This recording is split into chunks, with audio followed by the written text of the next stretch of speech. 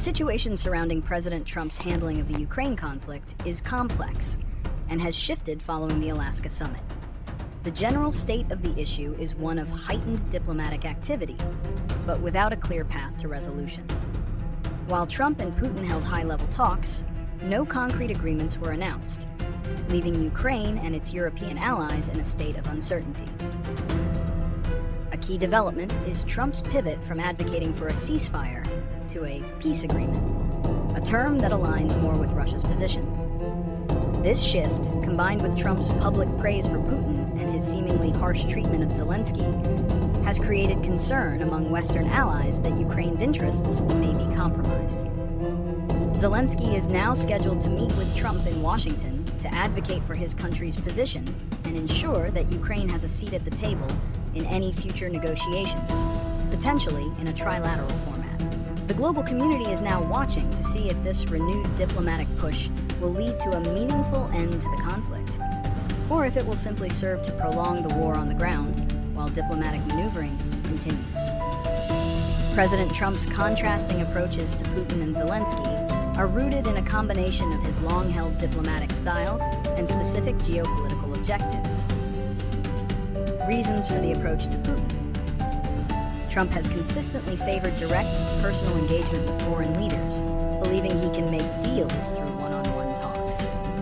His warm reception of Putin in Alaska, complete with a red carpet and military flyover, appeared to be a form of diplomatic flattery, intended to build a personal rapport that he believes is essential for a breakthrough. By giving Putin a high-profile platform and seeming to bypass his foreign policy advisors, Trump presents himself as the central figure in resolving the conflict, a role he has long sought to play. Reasons for the approach to Zelenskyy.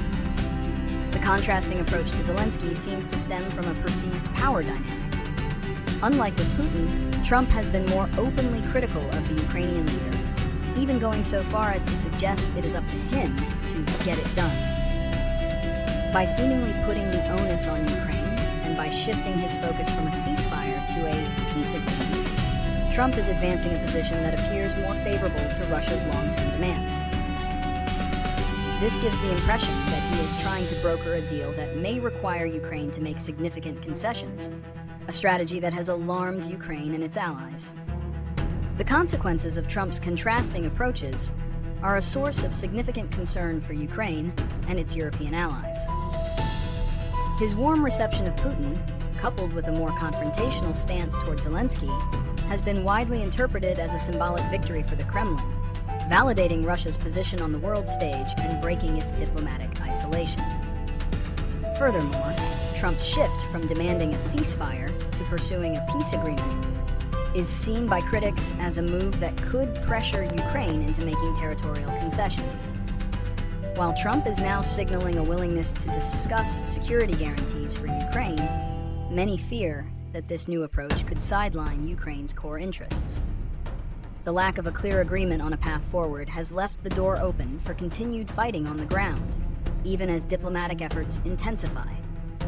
The situation has highlighted a division within the Western alliance, as European nations work to ensure that Ukraine's interests are not sacrificed in a rush to secure a deal. Solving the conflict requires a multi-pronged approach, combining direct diplomacy, political leverage, and international pressure. A critical element is the potential for a new trilateral format involving the US, Ukraine, and Russia, as supported by President Zelenskyy. This would ensure Ukraine's direct participation in discussions about its future, preventing a deal from being brokered without its consent. A key solution lies in the international community maintaining a united front. European leaders have stressed the importance of continued sanctions on Russia and robust military and financial support for Ukraine. This pressure is crucial to give Ukraine leverage at the negotiating table. The path to a lasting peace is widely seen as one that must be based on Ukraine's territorial integrity and sovereignty, not on terms dictated by Russia.